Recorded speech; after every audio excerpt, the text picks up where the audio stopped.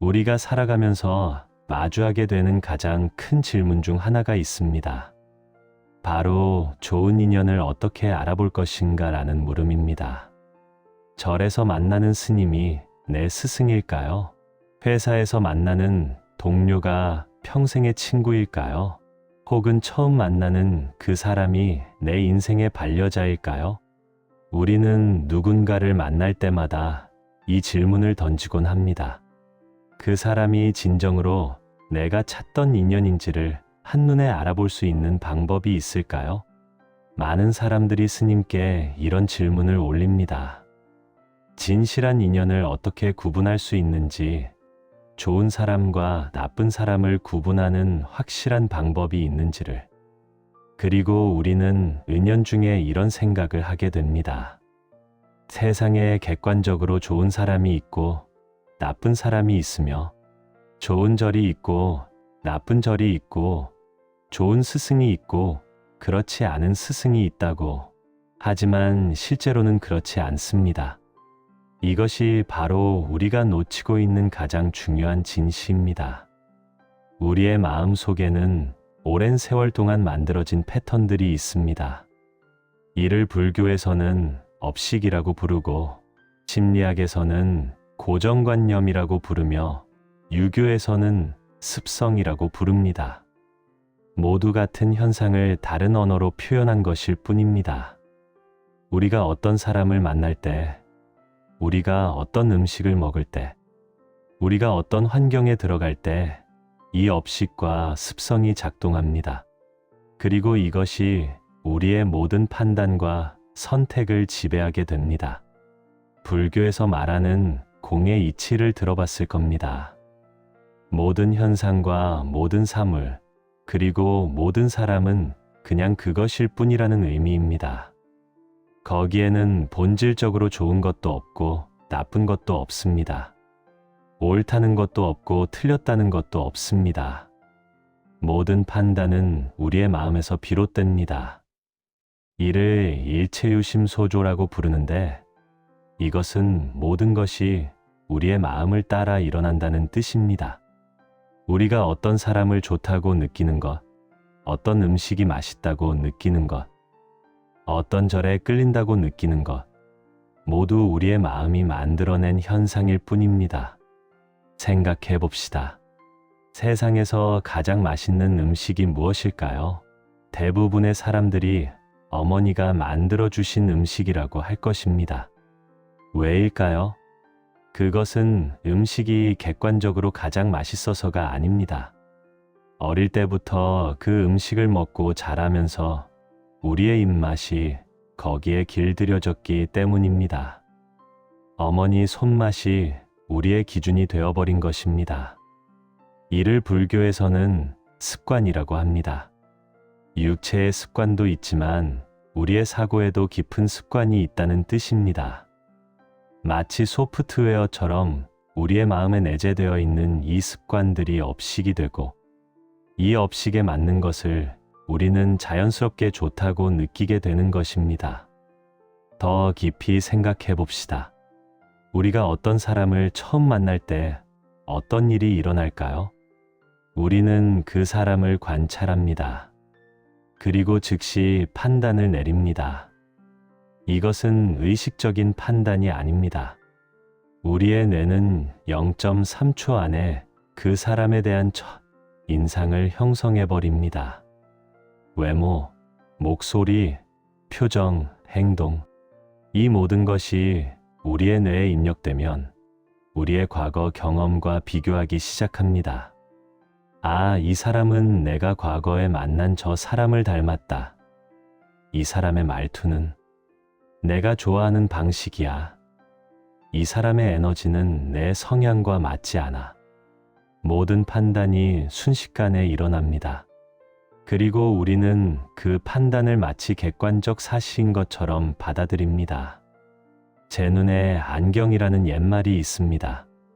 이 말은 모든 판단이 나라는 주체를 중심으로 이루어진다는 의미입니다. 어떤 음식을 먹었을 때, 아, 이 맛이 정말 좋다고 느끼는 것은 그 음식이 객관적으로 잘 만들어졌기 때문이 아니라 그것이 내 입맛에 딱 맞기 때문입니다. 이것이 바로 객관성이 아닌 주관성입니다. 우리가 어떤 사람을 보고 저 사람 정말 좋은 사람 같은데 라고 느끼는 것도 마찬가지입니다. 그 사람이 객관적으로 훌륭해서가 아니라 나의 업식에 맞기 때문에 그렇게 느껴지는 것입니다. 놀기를 좋아하는 사람이 절에서 스님을 만났을 때 그 스님이 마음에 들어 보인다면 그것은 그 스님이 훌륭해서가 아닙니다. 그 스님과 노는 것이 마음에 맞기 때문입니다. 반면 명상을 좋아하는 사람이 같은 스님을 만난다면 마찬가지로 그 스님이 마음에 들 것입니다. 하지만 그 이유는 다릅니다. 그 스님의 고요한 에너지가 자신의 성향과 맞기 때문입니다. 즉, 같은 스님을 보면서도 두 사람은 완전히 다른 경험을 하는 것입니다. 이것이 바로 주관성의 힘입니다. 이렇게 보면 각자 자기 없이, 즉 자신의 성향 없이는 아무도 만날 수 없습니다. 모두가 자신에게 맞는 것을 찾아가게 됩니다. 하지만 여기서 중요한 것은 이것이 객관적으로 맞다든지 훌륭하다는 의미는 아니라는 점입니다. 단지 나의 업식에 맞을 뿐인 것입니다. 이 깨달음은 매우 중요합니다. 왜냐하면 우리가 이것을 알게 되면 우리는 더 이상 상대방을 판단하려고 하지 않기 때문입니다. 대신 우리는 자신 안에서 무엇이 일어나고 있는지를 봅니다. 불교의 법성계에서는 이를 불수자성, 수연성이라고 표현합니다. 자성이란 스스로의 성품을 의미하는데 불수자성은 고정된 자성이 없다는 뜻입니다. 즉 어떤 것이 본질적으로 좋거나 나쁘다는 고정된 성품이 없다는 의미입니다. 이것이 바로 공입니다. 그렇다면 세상이 혼란스러울까요? 아니면 완벽하게 질서 있을까요? 이것이 수연성과 만나는 지점입니다. 수연성은 인연을 따라 이루어진다는 뜻입니다. 인연이 모여 현상이 만들어지고 그 인연이 변하면 현상도 변한다는 의미입니다. 마치 서울로 가는 길처럼 말입니다. 서울로 가는 방향이 정해져 있지 않습니다. 인천 사람에게는 서울이 동쪽이고 수원 사람에게는 북쪽이며 춘천 사람에게는 서쪽입니다. 같은 도시인데도 방향이 다르다는 것은 도시 때문이 아니라 보는 사람의 위치 때문입니다. 이를 무유정법이라고 부르는데 정해진 것이 없다는 뜻입니다. 그렇기에 서울로 가는 길은 무한히 많을 수 있습니다. 만약 서울로 가는 길이 하나로 정해져 있다면 어디서 출발하든 그 길을 따라야 할 것입니다. 하지만 길이 정해지지 않았으므로 각각의 위치에서 가장 가까운 방향으로 가면 됩니다. 이 모든 다양성은 서울의 속성에서 오는 것이 아니라 각각의 위치에서 비롯된 현상일 뿐입니다. 이제 우리가 처음에 던졌던 질문으로 돌아가 봅시다. 어떤 사람을 한눈에 딱 보고 저 사람이 좋은 사람이다 또는 저 사람이 내 스승이다라고 알아볼 수 있는 방법이 있는가 하는 질문입니다. 많은 사람들이 이런 방법이 있을 거라고 믿습니다. 그래서 우리는 계속 찾습니다. 타로 점을 봅니다. 사주를 봅니다. 별자리를 확인합니다. 누군가의 조언을 듣습니다. 하지만 우리가 지금까지 살펴본 불교의 이 법은 이것이 문제가 되는 사고방식임을 보여줍니다. 알아보는 방법이 없는 게 아니라 그런 방법이 있을 거라는 생각 자체가 이치에 어긋났다는 뜻입니다. 왜냐하면 객관적으로 좋은 사람이나 나쁜 사람이 존재하지 않기 때문입니다. 그렇다면 우리는 이 생각을 어떻게 버려야 할까요? 먼저 인정해야 합니다. 세상에 좋은 절과 나쁜 절이 있는 게 아니고 좋은 스승과 나쁜 스승이 있는 게 아니며 좋은 사람과 나쁜 사람이 있는 게 아니라는 사실입니다. 이것이 현실입니다. 모든 판단과 모든 차별은 나의 마음에서 비롯되는 것입니다. 여기서 매우 중요한 질문을 던져봅시다. 그렇다면 우리가 정말 나쁜 사람을 만났다면 어떻게 해야 할까요? 우리가 진정으로 해로운 관계를 맺었다면 어떻게 해야 할까요? 불교의 이 논리가 모든 나쁜 관계를 정당화하는 걸까요? 절대 아닙니다. 여기서 우리가 놓치기 쉬운 것이 있습니다. 불교는 절대주의가 아니라 상대주의입니다. 상대주의는 혼란을 의미하지 않습니다. 오히려 명확한 책임을 의미합니다. 어떤 관계가 우리에게 해롭다는 것을 깨닫는 것은 중요합니다.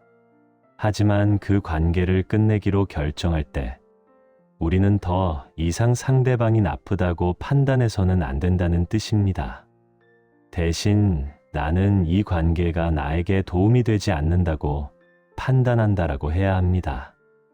이 둘의 차이는 매우 큽니다.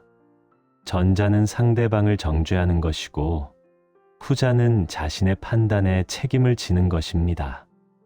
이것이 바로 유교와 만나는 지점입니다. 유교는 관계와 도덕을 매우 중시하는 철학입니다. 정약용 선생이 살던 조선시대의 유교는 특히 인간관계와 수양을 강조했습니다. 하지만 유교의 인연론은 불교와는 다른 방향성을 가지고 있습니다. 불교가 모든 판단의 주관성을 강조한다면 유교는 관계 속에서 자신의 책임과 역할을 강조합니다. 유교에서 말하는 오륜이 있습니다. 부자간, 부부간, 장유간, 군신간, 친구간의 5가지 근본적인 관계입니다. 이 관계들은 우연이 아니라 필연입니다. 우리는 부모를 선택하지 않고 형제를 선택하지 않으며 심지어 배우자를 만나는 것도 어느 정도는 우연의 요소를 가지고 있습니다.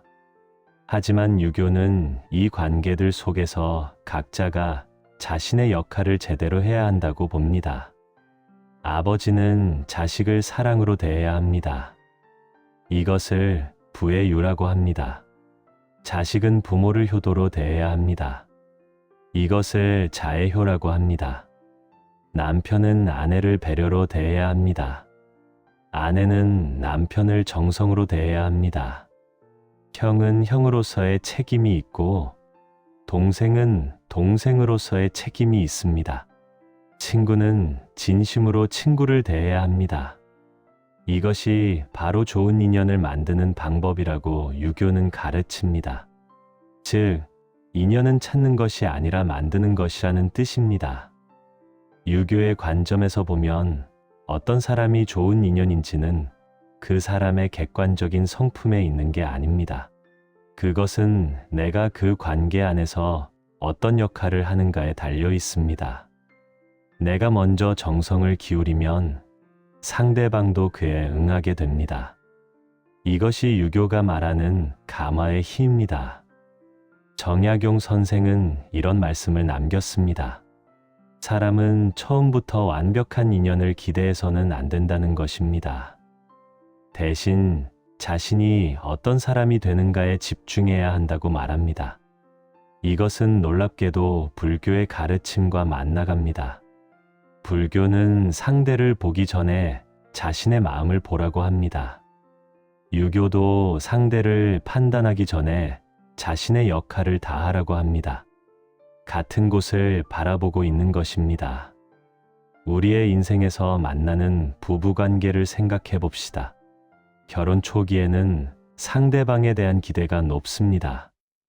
나의 이상적인 배우자상이 있고 그 기준에 맞는지를 계속 평가하게 됩니다. 이 사람이 나의 기준에 맞나? 이 사람이 정말 내 운명의 사람인가? 다른 사람과 비교하면 이 사람은 어떤가? 아침에 일어나서 저녁까지 하루 종일 평가하고 또 평가합니다. 하지만 세월이 지나면서 깨닫게 됩니다. 완벽한 배우자는 없다는 것을.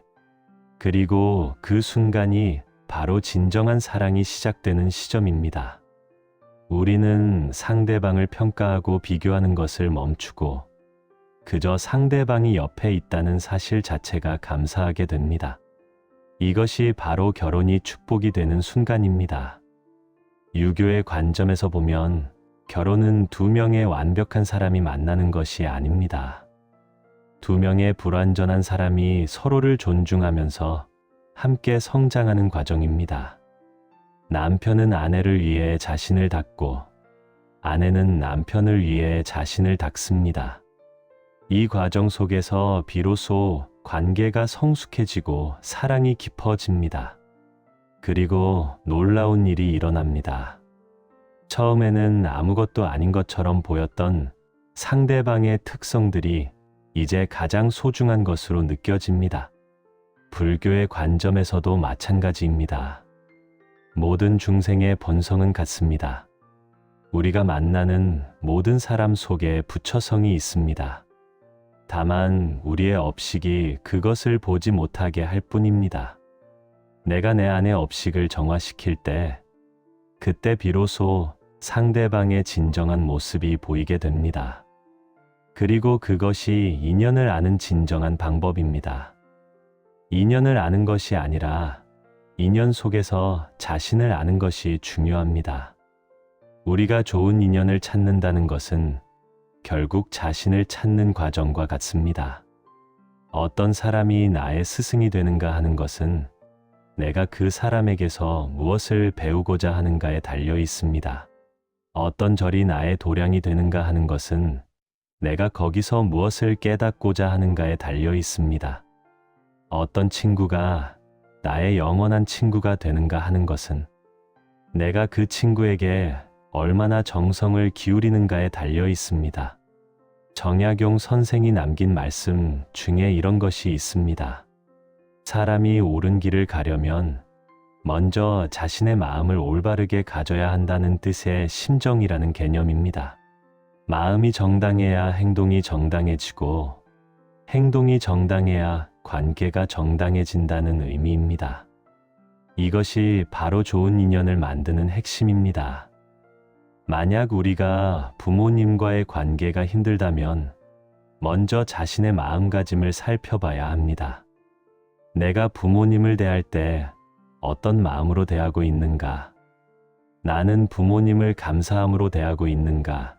아니면 원망함으로 대하고 있는가? 내 마음 속에 숨겨진 불만이 있는가? 이런 질문들이 중요합니다. 왜냐하면 우리가 내보내는 에너지는 상대방에게 전달되기 때문입니다. 불교에서는 이것을 마음의 전달이라고 하고 유교에서는 이것을 감화라고 합니다. 한 가지 놀라운 실험이 있습니다. 물은 많은 관심을 받고 사랑받는다는 메시지를 들을 때와 미움받는다는 메시지를 들을 때 그 결정 구조가 다르다는 연구입니다.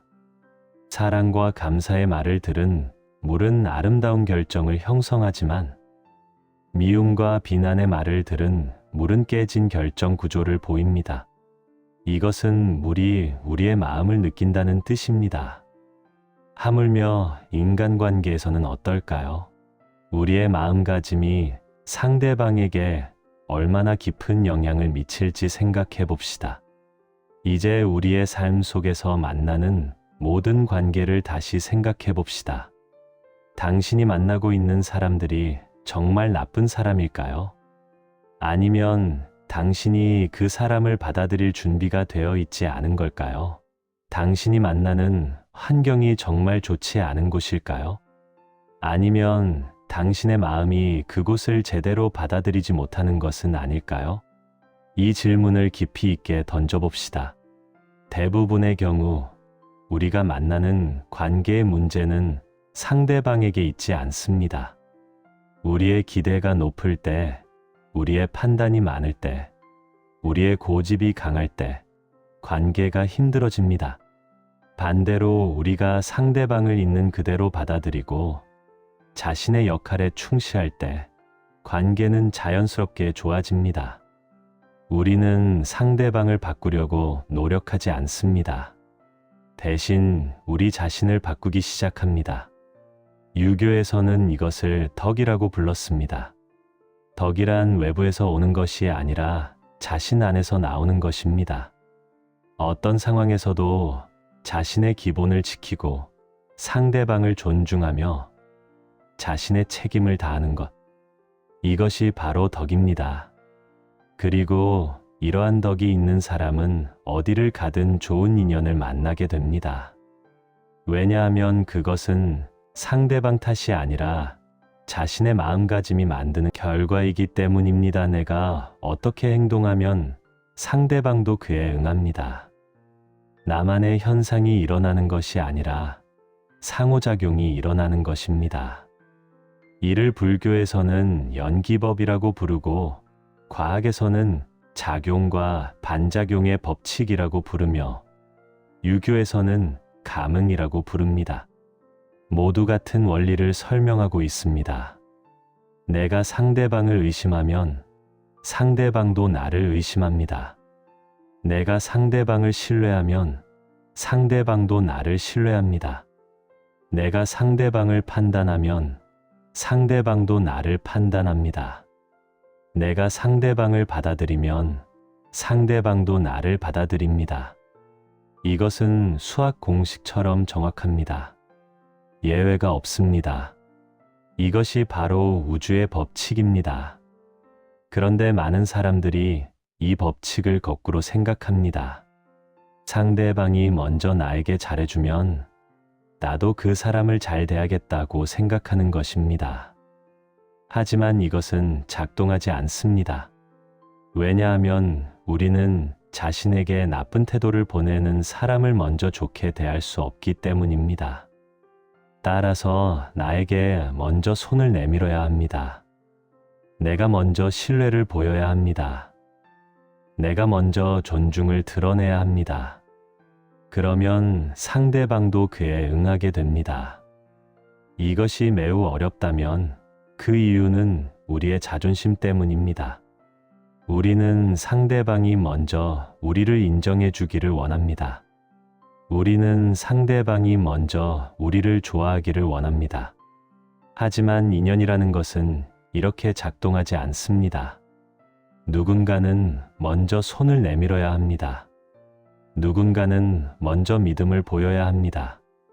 그리고 그 누군가는 나여야 한다는 것입니다. 이제 우리가 해야 할 일이 명확해집니다. 더 이상 좋은 인연을 찾아야 한다는 생각에 집착할 필요가 없습니다.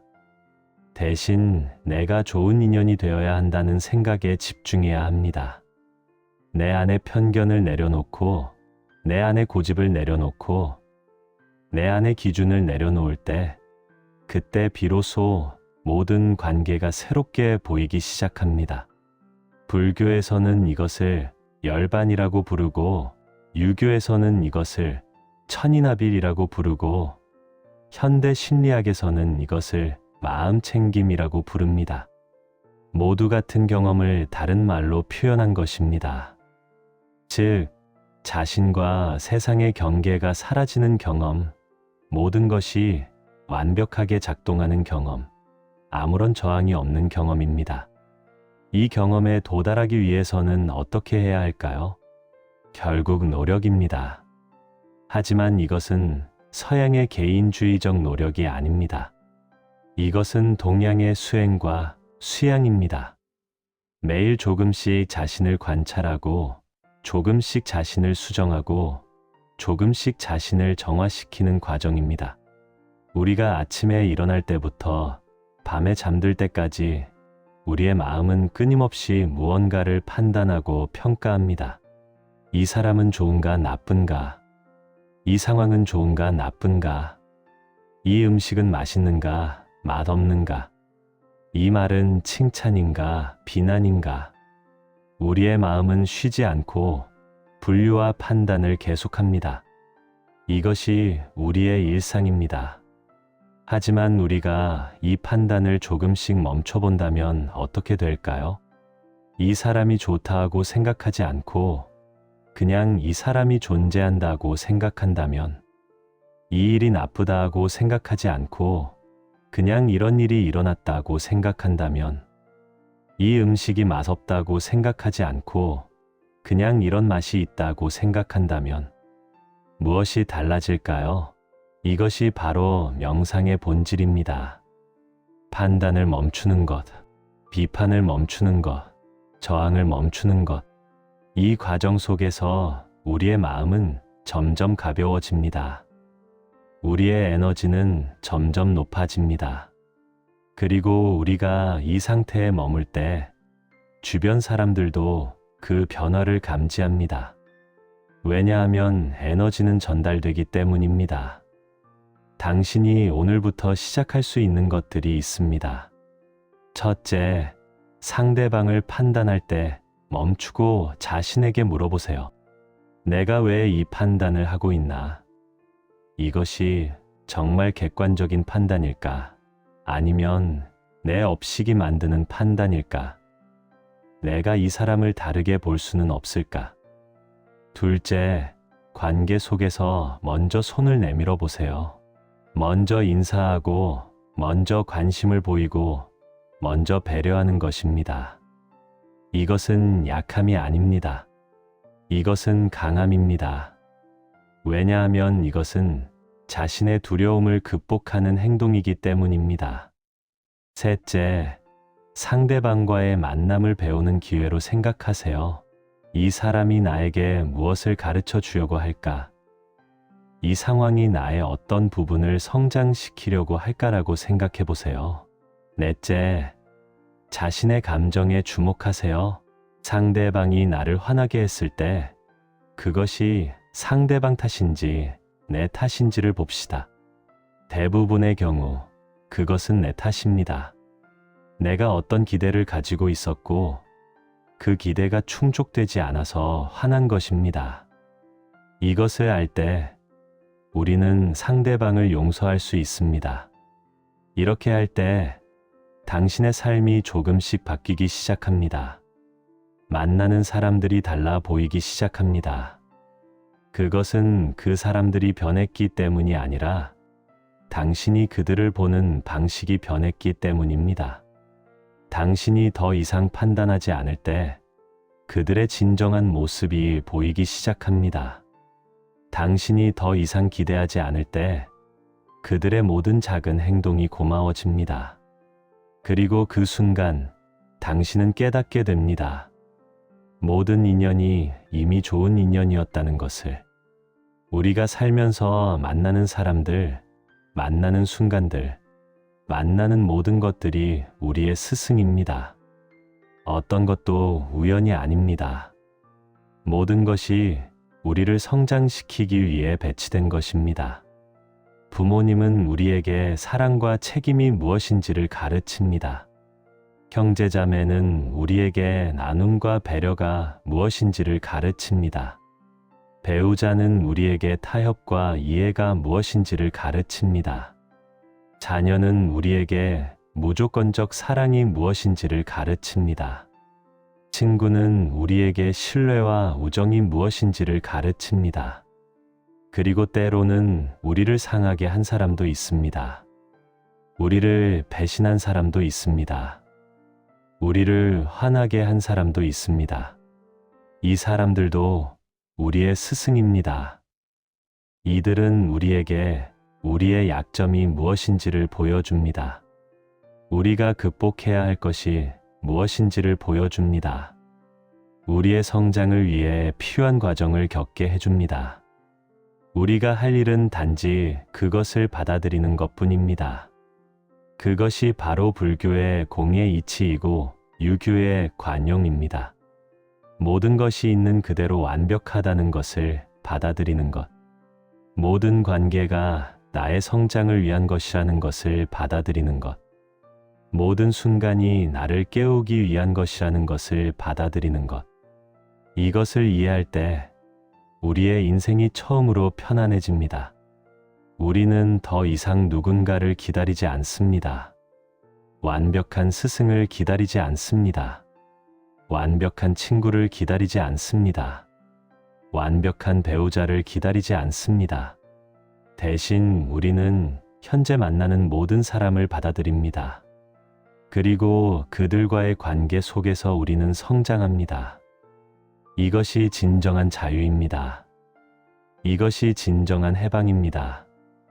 이것이 진정한 평화입니다. 오늘부터 당신의 마음을 조금씩 열어보세요. 당신이 만나는 모든 사람 속에 부처님의 얼굴을 보세요. 당신이 만나는 모든 상황 속에 하늘의 뜻을 느껴보세요. 당신이 만나는 모든 순간을 성숙의 기회로 삼으세요. 그렇게 할 때 당신의 삶 전체가 하나의 아름다운 인연의 이야기가 되어갈 것입니다. 모든 만남이 축복이 되고 모든 순간이 기적이 되며 모든 관계가 성스러워질 것입니다. 이것이 우리가 추구해야 할 삶의 방식입니다. 이것이 불교와 유교가 함께 가르치는 인연의 진시입니다.